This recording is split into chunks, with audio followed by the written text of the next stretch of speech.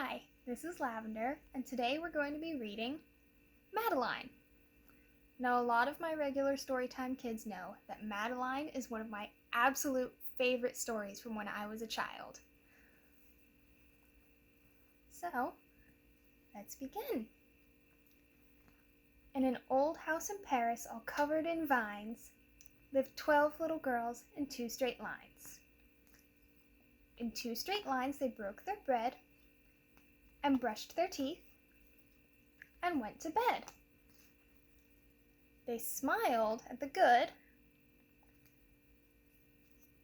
and frowned at the bad, and sometimes they were very sad. They left the house at 9:30 in 2 straight lines, in rain or shine. The smallest one was Madeline. She was not afraid of mice. She loved winter, snow, and ice. And to the tiger in the zoo, Madeline just said, "Pooh, pooh." And nobody knew so well how to frighten Miss Clavell.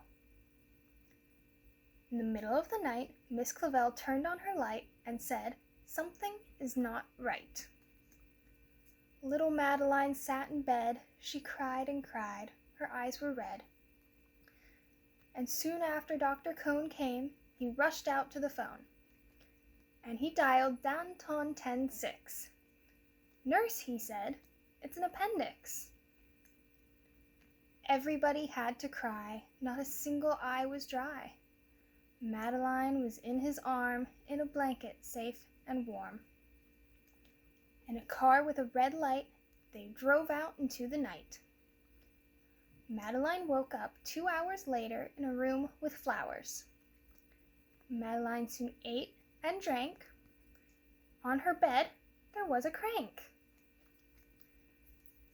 And a crack on the ceiling had the habit of sometimes looking like a rabbit. Outside, there were birds, trees, and sky, and so 10 days passed quickly by. One nice morning, Miss Clavell said, "Isn't this a fine day to visit Madeline?" Visitors from 2 to 4 read a sign outside her door. And tiptoeing with a solemn face, with some flowers and a vase.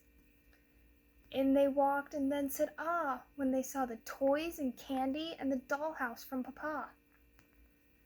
But the biggest surprise by far, on her stomach was a scar. "Goodbye," they said, "we'll come again." And the little girls left in the rain. They went home and broke their bread, brushed their teeth, and went to bed. In the middle of the night, Miss Clavell turned on the light and said, "Something is not right." And afraid of disaster, Miss Clavell ran fast and faster. And she said, "Please, children, do tell me what is troubling you." And all the little girls cried, "Boo-hoo! We want to have our appendix out too." "Good night, little girls. Thank the Lord you are well. And now go to sleep," said Miss Clavell. And she turned out the light and closed the door. And that's all there is. There isn't any more.